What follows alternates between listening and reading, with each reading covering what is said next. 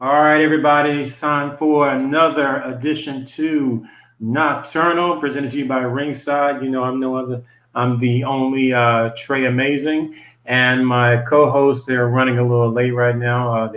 One of them was having some technical difficulties, so they'll just join in a little later. But it's all good. The show must go on. We're gonna start on time, and so without further ado, ding ding.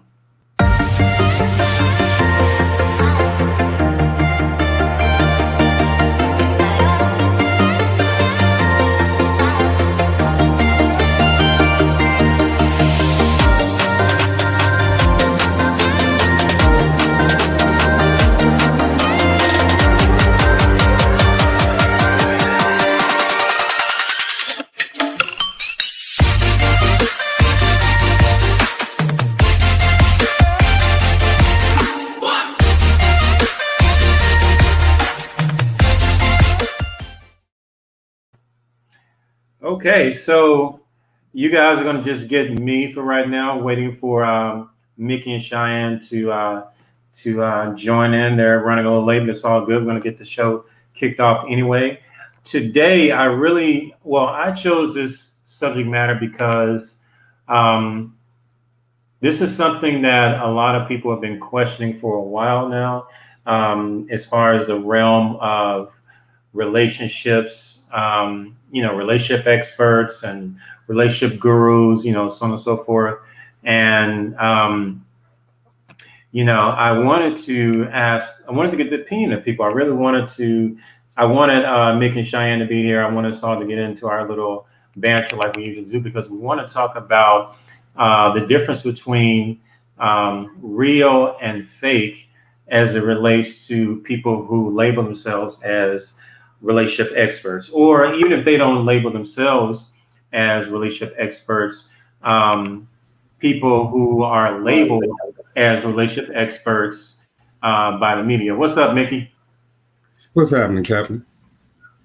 Oh, it's all good. Just getting things kicked off. Just jumping started with my little soliloquy. Um, as I was saying, um, people, if you're in the ringside group, just want to give a great big shout out to everybody out there in the ringside community. If you are unfamiliar, please go to your Facebook search bar, type in Ringside LLC, join our digital community, and get things cracking with these lively, fiery debates every single day.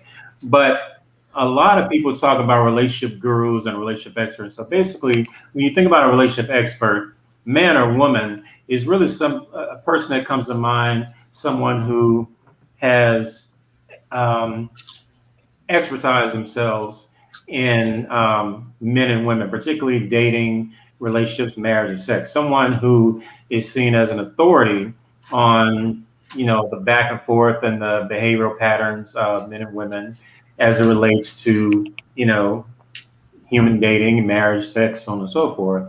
And so, unless you've been living under a rock lately, if you've been on social media, you've been on Twitter, Instagram, Facebook, you've heard of people like Kevin Samuels, you've heard of the Derrek Jaxn. I'm pretty sure everybody's heard of Derrek Jaxn. Um, and of course, Steve Harvey. I mean, Steve Harvey's been around for a while. But these are some common names, and there's some other names out there as well. But these are, I think, three of the most popular names that are out there right now, as far as people that people look to for relationship advice or relationship guidance. Keep in mind that number one, I do want to say that this show is not meant to belittle or disparage any of these guys or anybody out there who is labeled a relationship expert, either self-labeled or labeled by the media. Doesn't matter. We're not here to disparage or to tear down anyone. We really want to figure out collectively, what are the distinguishing characteristics, because we do know, like, look, it doesn't matter if we're talking about relationships, doesn't matter if we're talking about health and fitness, um, beauty or libido, or whatever the case may be. You have snake oil salesmen out there, but you also have people who are genuine and sincere about wanting to help. But we need to figure out, what are some things that we look for as far as who we feel could be somebody that can give like legitimate, honest, transparent, and sincere relationship advice, or who's out there just trying to earn a quick buck. So, Mickey, I think I've spoken long enough. You want to chime in? You got any thoughts as far as all these relationship gurus and experts? When you got so many people giving you directions, it tends to get you lost. So you have to choose which one you listen to. And a lot of times people are just choosing to affirm what they already believe and what they already think. And I've heard all of the names you've mentioned. I've heard good advice from all of them, and it depends if they want to apply it, but as far as making a quick buck thing, I'm not going to do anything for free. Your psychiatrist, $300 an hour. They don't talk to you because they like you. Let your insurance lap and then go and see how interested they are in your problems. You won't even get to the door. They're paid to listen. And a lot of times because people use their background as an example, I noticed that they try to expose them. And I put in the group before that all the counselors in AA are former alcoholics. Only a failure can tell you where the pitfalls are. By the time I told somebody, by the time I know everything, I'm going to be dead. Because you make the mistakes along the way, so you can tell someone else, don't do that. Don't wake your wife up at 3 o'clock in the morning and go, B word, cook me some breakfast. That's a no-no. I can tell you that's not going to go over well. Okay. Because I did that 25 years ago. It didn't go over well. I can tell you certain things that's not good. Because I made that mistake already. Don't text and drive. Why? See the front end of my car? See how it smashed up to my windshield? I can tell you, do not text and drive. As opposed to a perfect driver with a perfect driving record. He can tell you, but you won't get the same effect from this was your car. Yeah, and I had a neck brace on for 2 weeks. So don't text and drive unless you want to wear a neck brace for 2 weeks and want your car smashed up to the front. So I don't really fault them for having backgrounds because that's how you gather the information. Like in my books, when I was mentioning in one interview why they say the game should be sold and not told. I said, because I paid for it. I paid a hell of a lot more than $14.95 for it. I'm selling it to you for $14.95. I paid a lot. I paid way more than that to gather this information along the way. Or like a mechanic, when I said, why is it costing $600? He said, the part only costs $90. You're paying me $510 for going to school and learning how to do it. That's what you're paying me for. He said, but the part only costs $90. He said, my labor is what costs because of the experience I've gathered along the way that you don't have to pay for. He said, or you can go to school, go learn what I learned, get my experience, and you can fix your own car. Or you can just pay me and I can fix it today. So.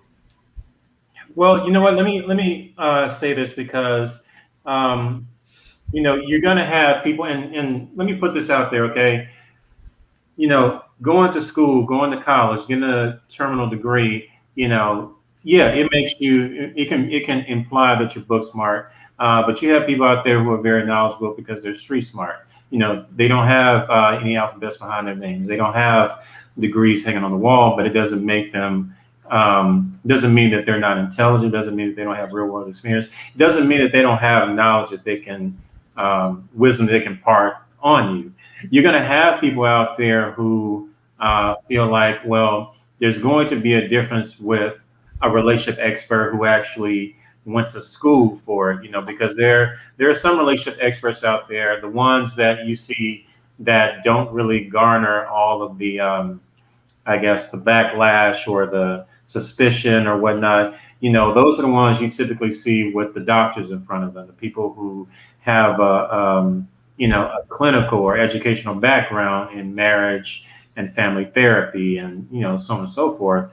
And so people tend to look at those men and women, those professionals as, okay, when they speak, they're, they're drawing from evidence-based information, trial studies, both qualitative, quantitative information, versus someone who has never gone to school, who's never, it's not their job, it's not, what they were trying to do.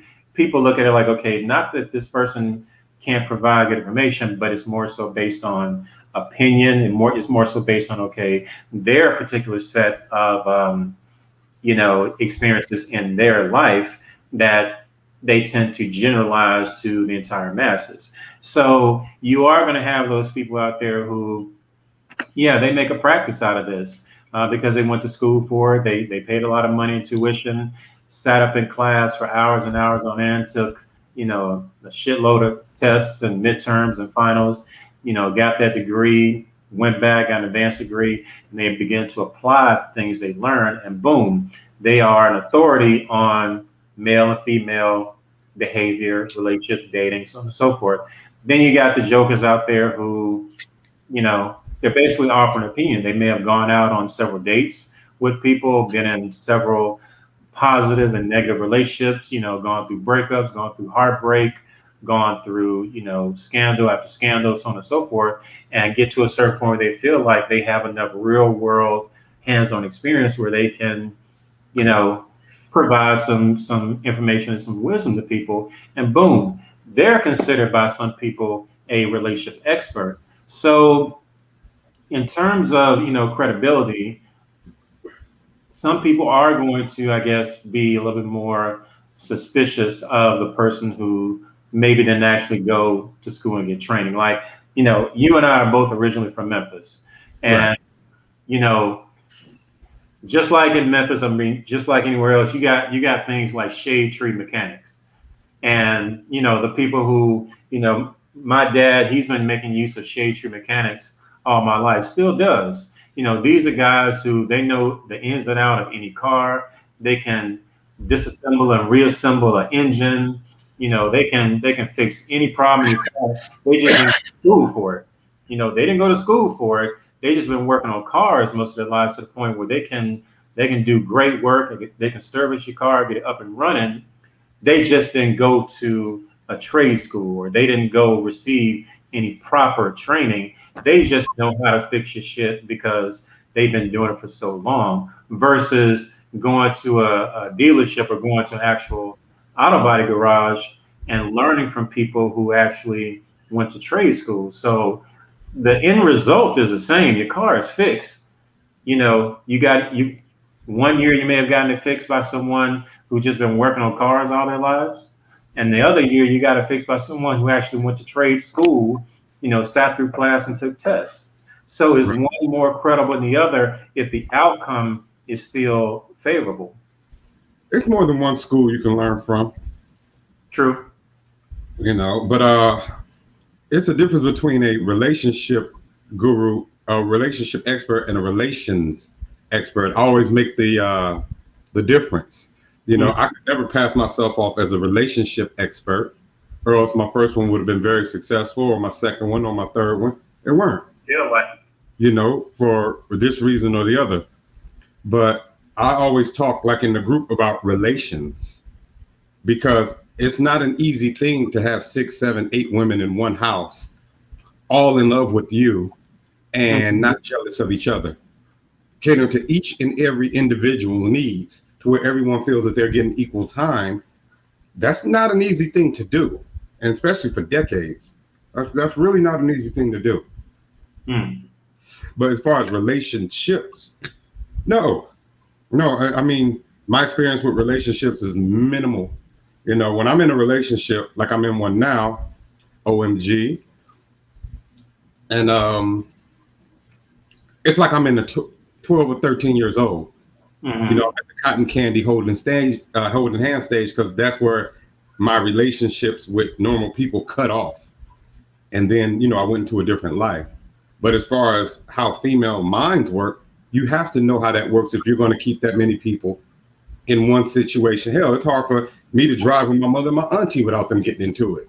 And I'm having to go back and forth with them. So, and that's with most people. But I have such experience, I can talk them both off the ledge. And next thing you know, when they get out the car, they shake hands and hugging, because Mm. I've had to do that so many times, for so long.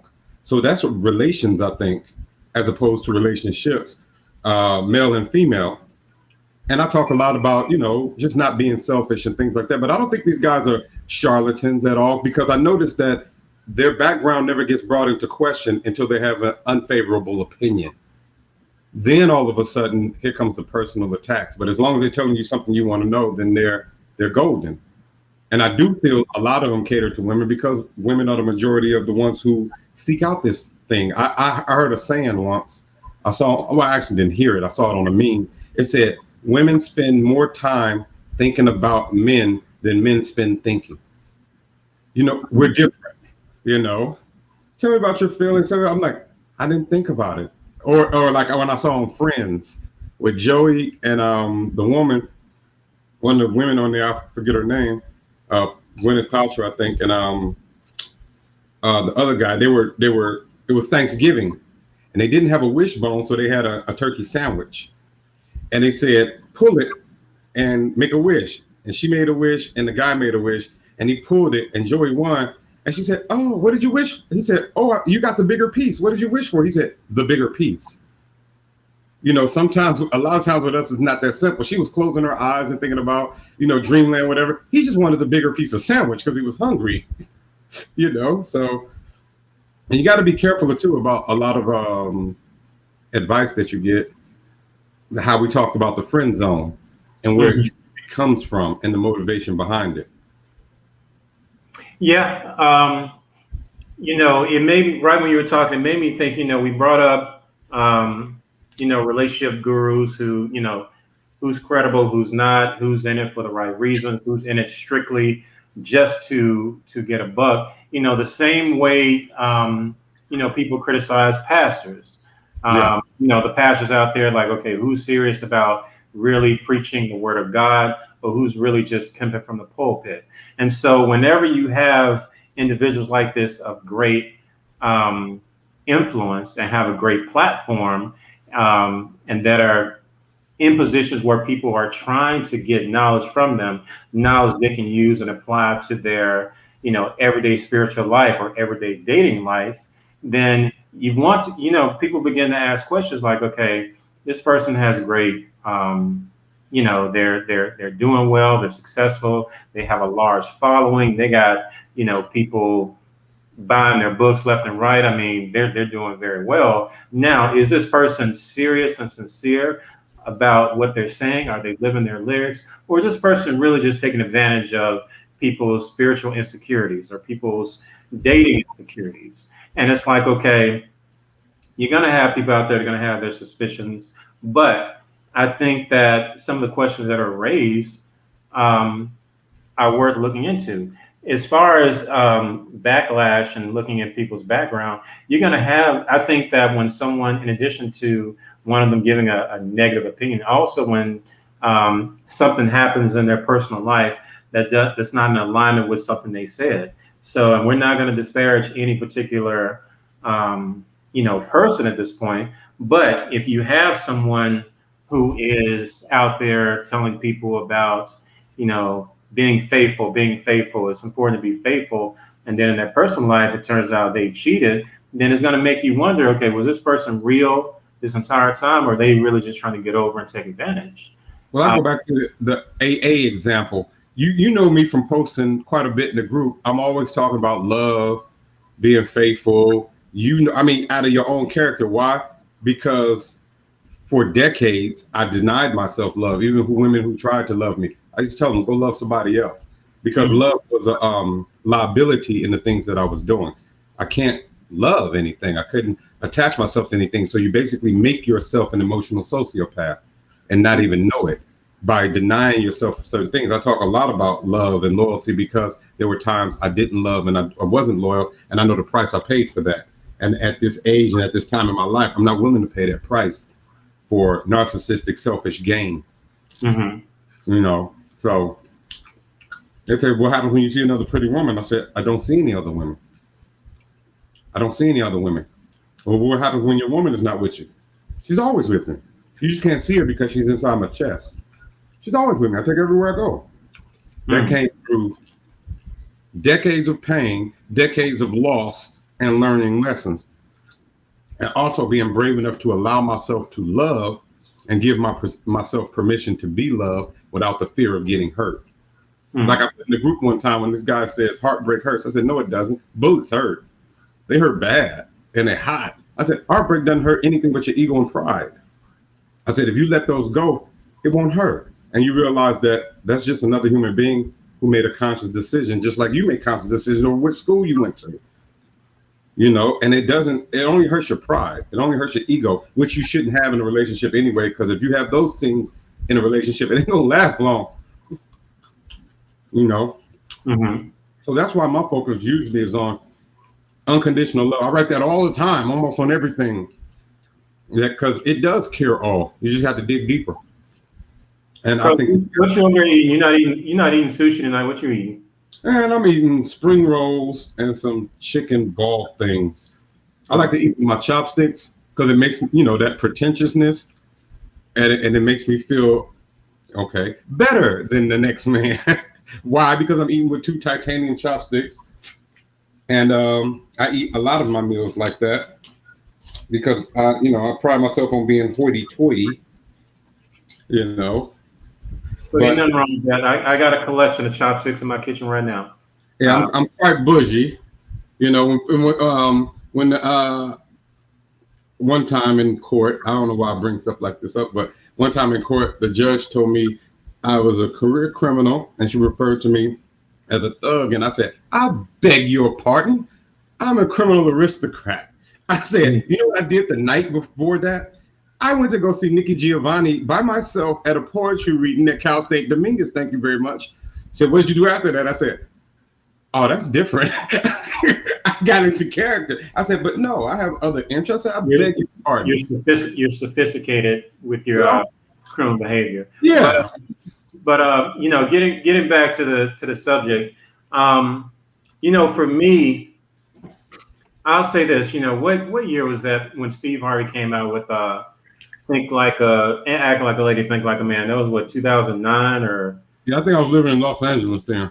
yeah. This was definitely well over 10 years ago, something like that. But and I'm not saying there weren't men before Steve Harvey, but when Steve Harvey came out the gate with the book and then followed up with two movies about Act Like a Lady, Think Like a Man, and he had all of a sudden he was hoisted in this position of being a relationship guru, someone that men and women can turn to for relationship advice. He gives relationship advice on his show all the time, and people were looking at like, okay, how can he be the person to give relationship advice? Because again, once and this started happening with Steve Harvey, the more successful he got, the more people were buying his books and seeing his movies. People start bringing up his past, start bringing up how many times he's been divorced, start bringing up how he's been unfaithful, how he's been, maybe not the best example of a husband. And so people started looking at him like, well, how can you tell me about being in a successful relationship or being a successful spouse when you haven't quite lived that in your personal life? No, Um, see, it's the difference with Steve Harvey, and I understand where men were coming from, because if you were a former bad guy or former player, I don't want to say player. and you reformed yourself and you saw the error of your ways, I think you're speaking from the heart because you don't want the next person to make the mistakes you did. Now, if you're speaking something and giving this advice, but you're still doing and displaying those same old behaviors, well, that's where the hypocrisy comes in. And that's where you start getting looked at as a charlatan. Like, wait a minute, you're giving relationship advice during your divorce. This isn't something that mistakes you made 10, 15 years ago that you've learned from and moved on and won't do again because you've corrected your character and went to work on your character. Not changed it, but really got into your core and stuff. It's not that situation. Mm. Or like with the Derrek Jaxn thing, I tell people it's easy to practice what you preach. Just stop preaching what you don't practice. Just talk about what you actually do or actually have done. But you can't be a relationship, and that's the part I do take the men's side on. You can't be a relationship guru currently still doing the things you're telling me not to do. Right. And that's where the problem comes in, and that's when they get quote unquote exposed. If you tell me what you used to do, I can understand that. That's like a counselor at an AA meeting. They used to be an alcoholic. They lost their whole family. They're trying not to see you lose yours and their freedom behind the alcoholism. So they go to work on what worked for them. Right. And they are telling you that. That's one thing. But if you're telling me about the dangers of alcohol in between hitting the flask, I'm like, yeah, man, all right. Right. Come on, I think man. I think a lot of people get, a lot of people are concerned about stuff like that because they want to know who, this person who, um, just we on a weekly basis is telling them what to do, what not to do as it pertains to, dating, courting, sex, what is and what is and isn't a real man, and so on and so forth. And so, and you're right. It's one thing when that person is reformed. They're talking about behaviors that they didn't always practice themselves in the past. Because at the end of the day, your past is your past. Before he was Malcolm X, he was Detroit Red. You know, and so we understand that. But it's like, okay, but when the camera stopped rolling, when the audience members go home, what are you doing then? That's when people are trying to figure out, okay, he spoke a great game in front of the camera. He spoke a great game talking at the pulpit, but in his personal life, he's doing something completely different. So, but what I was where I was going was right after Steve Harvey, a whole wave of men came through the door behind Steve Harvey. A lot of men um, came in behind Steve Harvey trying to replicate that formula because they saw, like, look, Steve Harvey, not saying the information is bad, but Steve Harvey got women, eating out the palm of his hands. Steve Harvey gets on stage dressed in a nice suit, very complimentary to the ladies, which is nothing wrong. But a lot of people began seeing this and saying, okay, this is a gold mine. If we get a platform, digital or whatever, and we get enough followers, fine, just latching on to our word, latching on to the advice um, and the instruction that we're giving them about dating, who to date, how to date, so on and so forth. When people start seeing that money, then they start wanting to, like, okay, I'm gonna follow suit and do the exact same thing Steve Harvey did or someone else. So he did. I give Steve Harvey that credit. I give him that credit that he ushered in a whole new freshman class of relationship experts and gurus.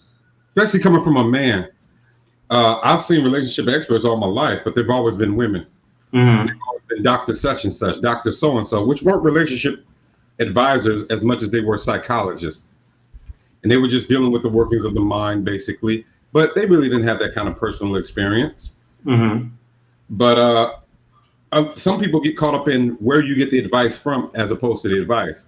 The best relationship advice I ever had came from two people. One was an older inmate named Big John. I quote him all the time, a Pacino. And the other one was my longtime mentor, who was a minister, a school teacher, and a former psychologist.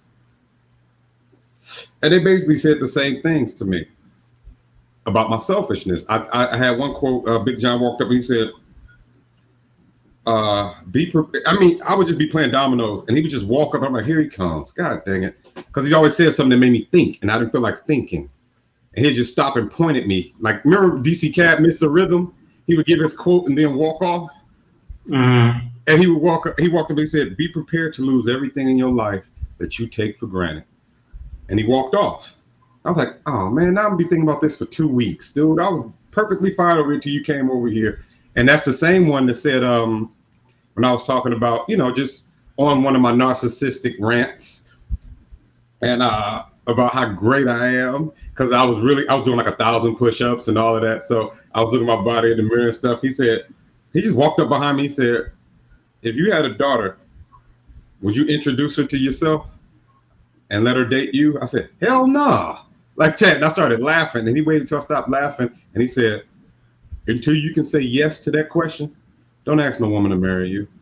And he walked off. I'm like, again, that shit is heavy, man. I don't want to deal with nothing heavy this morning. Now I've been thinking about that for 2 weeks. But it started me on a soul searching journey. And he was right.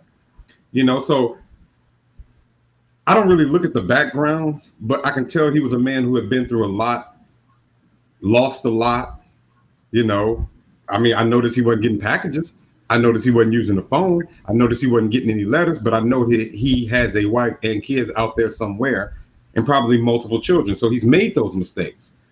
And the other one was a minister. And he used to try to, give me advice along the way. he didn't really approve of what I was doing, but he liked me for who I was. So he would give me, I mean, it wasn't browbeating, but both of them have totally opposite backgrounds. And I don't worry about how many followers somebody had. Adolf Hitler had a lot of followers. That'll make his message any more credible, any this, that, and the other. He just makes him charismatic. That's kind of easy to do. I mean, Pee Wee Herman can get a lot of followers. I mean, popularity, he's entertaining, he's a likable guy, you know, so he could get a lot of followers. But so I don't really look at things like that. I try to, a lot of times we don't separate the person from the message. And I notice that the most popular ones are the ones who can speak a certain way. And you said you have the women eating out of their hands. Well, if I'm feeding you your favorite food, you're going to eat out of my hands. I'll eat oxtails out of anybody's hands because it's my favorite.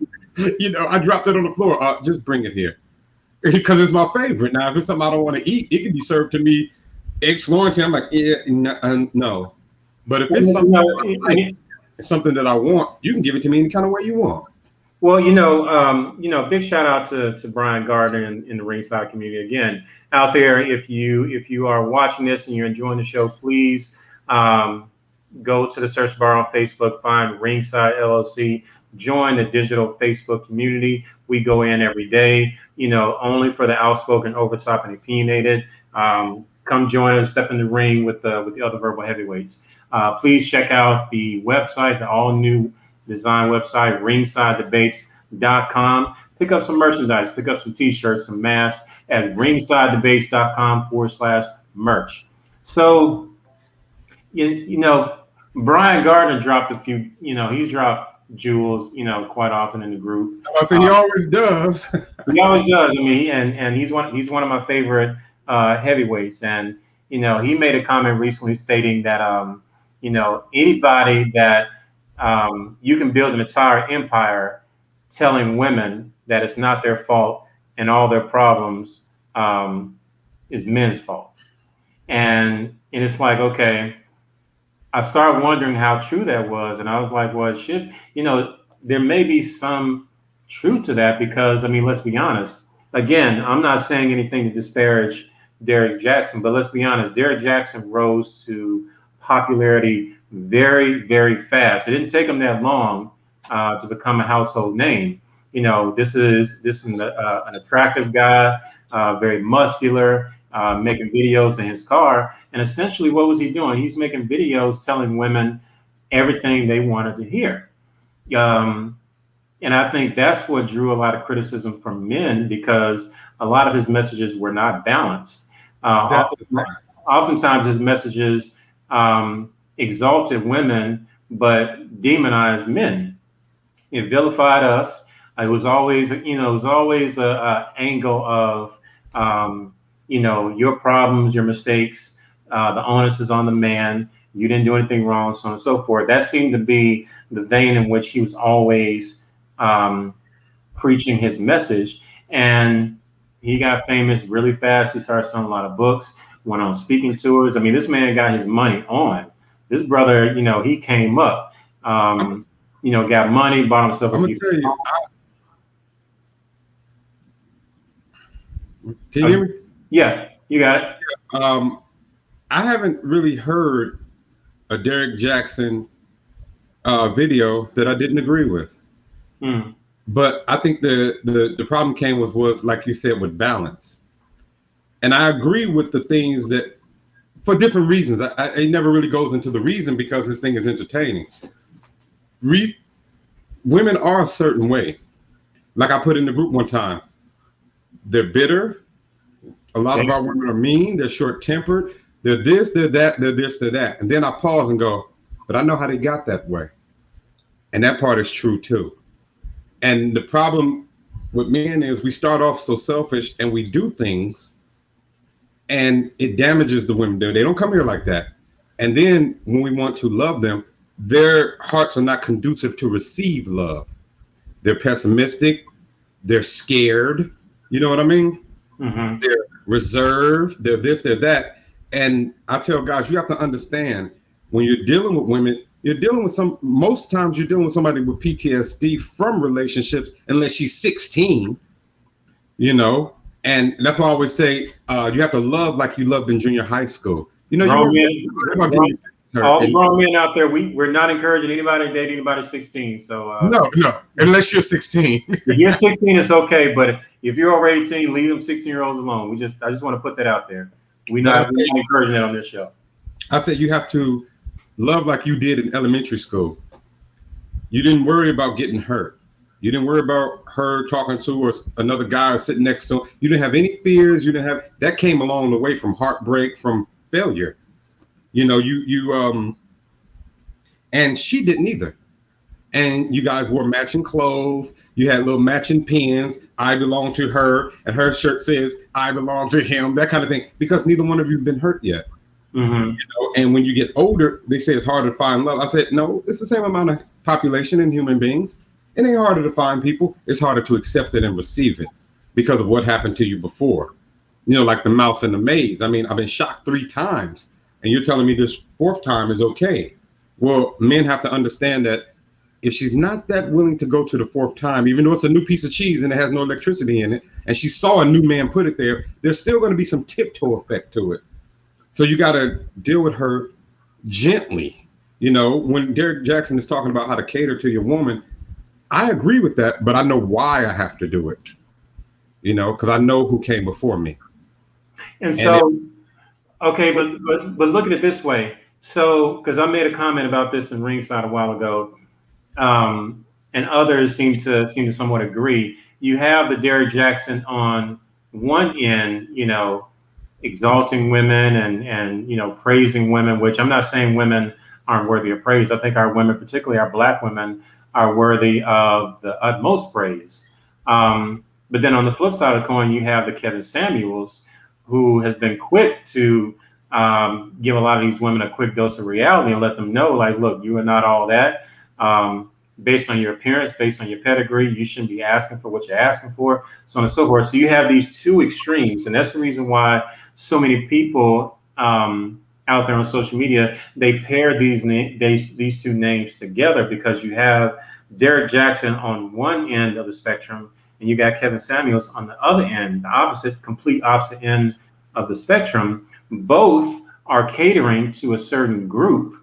However, in many instances, people look at it like their information, though perceived as credible and dropping real shit, many times their messages clash and conflict. You know, one is saying one thing, the other is saying something completely different. Both with, you know, they both have goals of trying to galvanize dating and help people with their search for, you know, finding love or finding a companion. However, when you think about the lens from which they're speaking, there have been times where their messages are damn near night and day from one another. So, well, their lives are probably night and day, and their backgrounds are probably night and day. I've seen very few women disagree with Kevin Samuels, but I've seen a lot of women disagree with the way he displays his message. Remember in that group I said, if a woman speaks Russian and you speak German, yelling at her in Russian is not going to make her understand. You have to speak the language in which she speaks, the way she can understand it. You can say the same thing if you speak Russian and German, but if she only speaks German, you have to speak to her in German, and she can respond in German. And you can filter it back in Russian because you speak both languages. And men have that advantage because we have X and Y chromosomes. They only have double X. So you're kind of half woman, half man, and she's all woman. You should be able to understand her, especially since a lot of men were raised in single parent households with just women. And the same way you bring home bad report cards and talk your mother into letting you go to the dance is the same way you talk to her. But you can't look at her as opposition. You know, you have to do it her way, but it's your message. Just like with a man, and it goes back in reverse. Women cannot talk to men or deal with men the same way they deal with women. The language won't be transferable. We'll see something different. mm. And that message sometimes get lost in translation, even during sex. She wants to be held, and you want to come on her face. See, we got to find a medium in between there. I know, right? Don't just hate when that happens. It's not going to make her happy. So we got to find some kind of meet me halfway in there. You got to, you know, because if you're just determined to do it your way, she'll get up and leave. And if she's just, well, they're asking balance. you'll get up and leave. Well, that's the reason why balance is important. I think that because I've said this on multiple occasions, I see the angle that Kevin Samuels is coming from. I'm not a big fan of his delivery. I do feel like, um, the way he talks to women, and let's be honest, I mean, he talks to men the exact same way because, a lot of videos have resurfaced of him cutting down men Yeah. with the same level of ferocity that he does women. I'm just not a big fan of someone like that who has such a massive platform and bringing people on that platform and basically just, um, just going off on people. I do feel like, okay, somewhere in his message, there is a sliver of instruction, a sliver of it of concern. However, tone and delivery means a lot. Tone. Well, Kevin Samuel speaks the language of men. Mhm. Remember, if you've ever played organized sports, the way your football coach talks to you, he gets the message that we have to destroy the defense or penetrate the defense or stop the offense from forward movement. I go back to football reference. That was my only organized sport I played. Other than that, it was boxing and martial arts. But that was the only team sport. Okay. Mhm.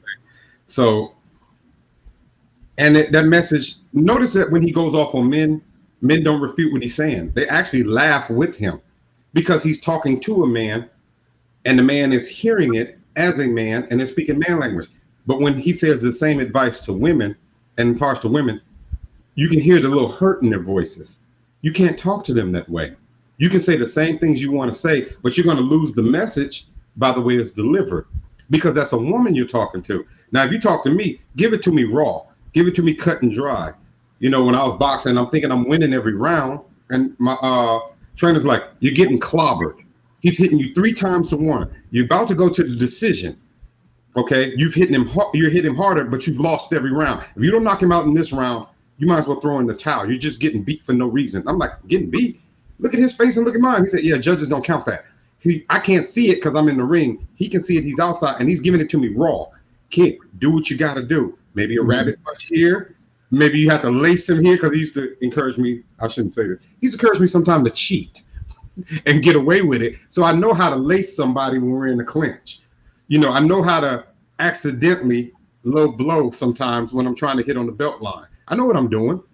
So he would tell me, you got to go there if you want. But he would give it to me raw, like, you're not doing well. You think you're Mhm. doing, because by the time you get in, you've been hit 3, 4 times. Well, that's what Kevin Samuels does, kind of like a football coach. But you can't talk to the cheerleaders that way. You can give them the same message, but you got to give it to where they can receive it. And I think that's where the pushback comes from women. Because I hear them all the time say, "Why did he say it like that?" They didn't say what he said was wrong. They said, Mhm. "Why did he say it like that? He's mean. He hates women." Those are all personal. That has nothing to do with what Oh he yeah, said. we But well they're we not see we see confusing those that. comments all the time. We see all often. I've seen that several times as far as, um, but it goes back to both of them. A lot of women say Kevin Samuels hate women, but then a lot of men say Derrek Jaxn, why he got to put us down to build himself up. So a lot of it has to do with, like you said, people are trying to figure out um, their tone, their delivery, the intention behind it, and when it's all said and done, what's one thing that is glaring is people are feeling like there's not a balance. People are feeling like, okay, this person is damn near myopic and tunnel vision as far as um, the blame, the onus, the culpability of that he puts out there as far as who's guilty and who's innocent. And so I think that's why you have a lot of men and women who, in addition to the message as well as the messenger, they want to look at it like, okay, how is this message being delivered? How is it? How does it? Because let's be honest, the tone and delivery, it can play a major factor regarding how the message resonates. It doesn't matter if you're a relationship expert. You could be a pastor. Same way, depending on how you get up there, you stand at the pulpit. Depending on how you project your voice and you reach the people in the audience, if you make eye contact, if you capture people with your message, it can make a difference whether or not people actually pay attention and process the words, or you're going to have people going to let the words go in one ear out the other. You're going to have people get bored. You're going to have some people walk out, or some people are just not going to pay attention overall. So I think that's where people begin to really have laser focus in these gentlemen. And again, this isn't what we're doing tonight with the show is not to disparage any of these gentlemen, because I mean, occasionally I hear Kevin Samuel say something I agree with. Occasionally I've heard Derrek Jaxn say things I agree with. Same thing with Steve Harvey. I'm not going to throw out the baby with the bathwater. What did they say? Chew the meat, spit out the bones. Yeah. If you say something I agree with, I'm gonna let you know, like, yo, you made a great point. I never thought about that. I never thought of it that way, but you opened my eyes to something. If you say something I think is bullshit, then of course I'm gonna say something. I'm like, look, I'm not feeling that. Try a different way. But again, I don't believe in throwing any of these brothers out completely. Whether or not they really do have a passion or a sincere commitment to effectuating change in dating, that still remains to be seen. Um, I think, but as long as people see that what they're doing is raking in, a lot of money, they're becoming successful, damn near, overnight celebrities, then people are going to question, okay, is this person a charlatan, or are they really sincere in what they're doing? That's true. And so, again, you have a lot of people out there who, I mean, let's be honest, some of these jokers out there on YouTube, you can tell. I mean, they're just it's just opinion, and that's okay. You can have everybody got an opinion, and you can find nuggets of truth in someone giving their opinion. Um, but then there are some jokers who, if you come up with a great idea, they just gonna try to emulate it and do the exact same thing you doing. They just put a different name on it, but they want to follow and do the exact same thing, and it may not land the exact same way, but they may be doing it just for the money, or maybe doing it just cloud chasing, just want to be, popular and put their name out there. But again, we need to distinguish for ourselves who is real and who isn't. And again, sometimes who's real and who isn't is all based on the person. I mean, the viewer, the person listening. I always say follow your heart. You see that? I put that in the group all the time. I don't have to be told what food I like and what food I don't like. Mm-hmm. And a lot of times people look for relationship advice because what they're really asking is, how can I get the opposite sex to see things my way?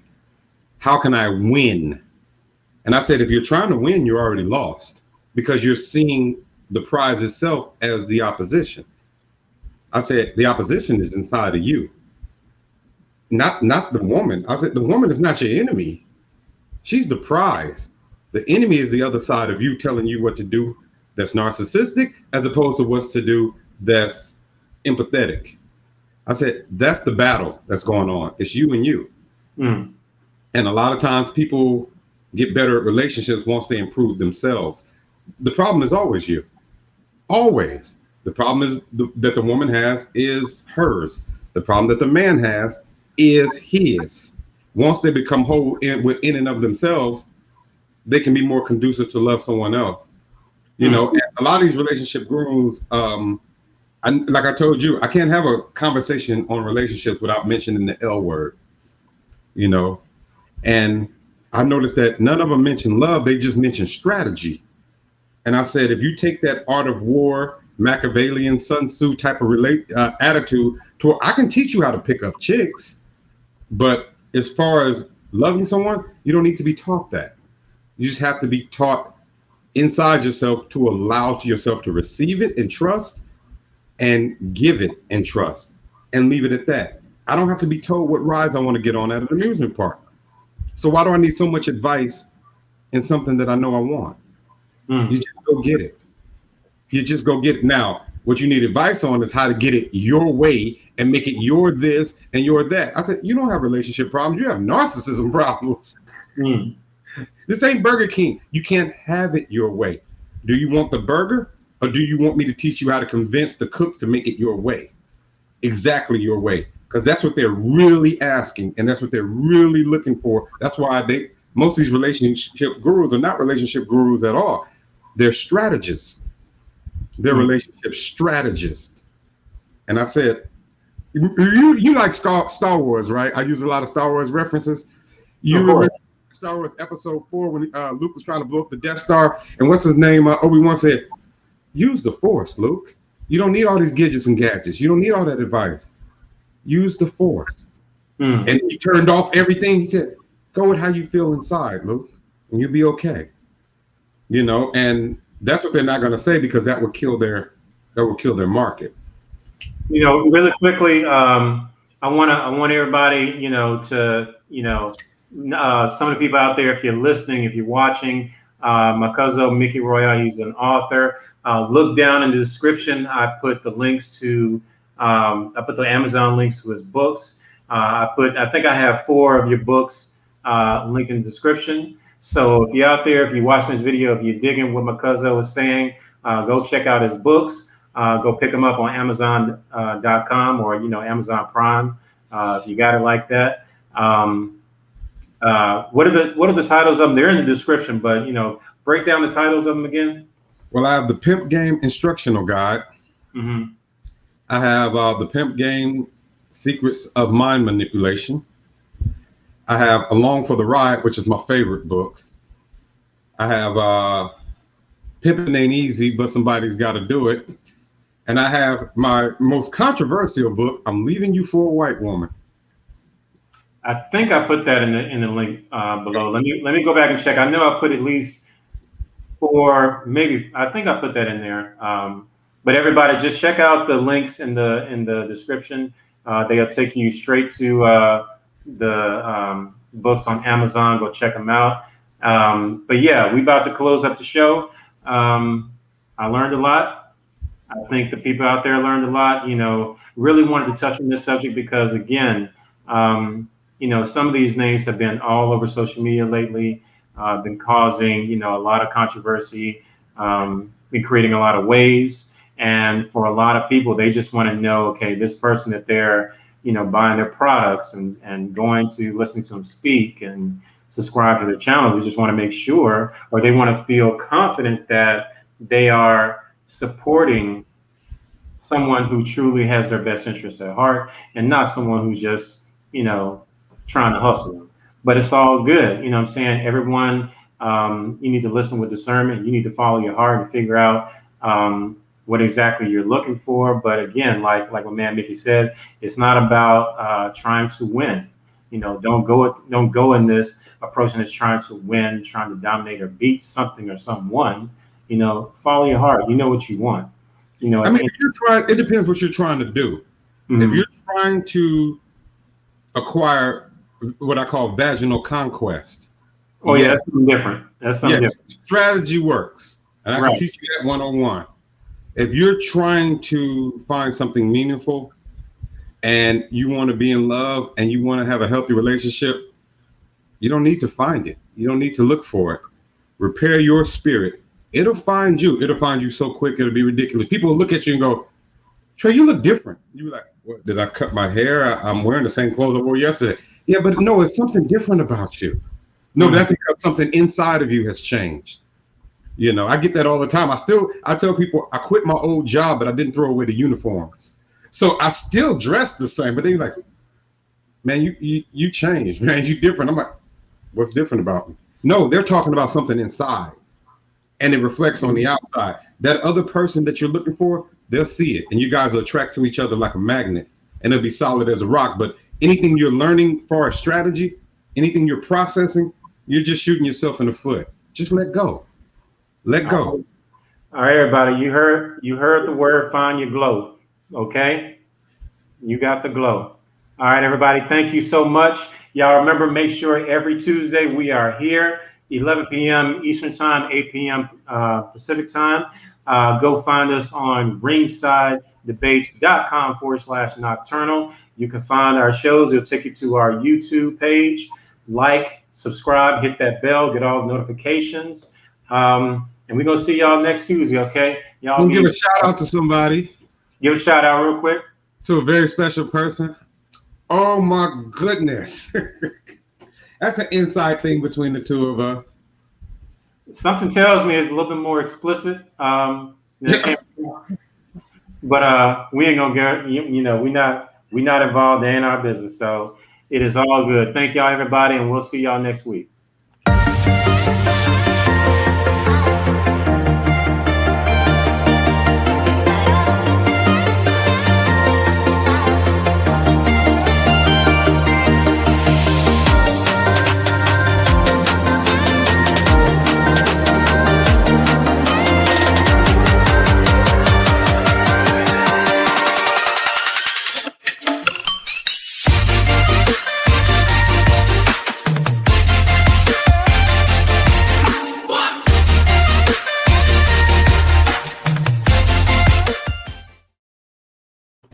All right, Cuzzo, I'm about to be up because I am getting. I don't know if you can tell, but I'm drowsy as fuck. So. Well, it's late on your end. I be wearing. See how my face is right now? That's because I got lights in my face, and I don't want to be on here like I'm Renee Zellweger. But that's why I be wearing them glasses. I'm like, because I'm gonna end up squinting.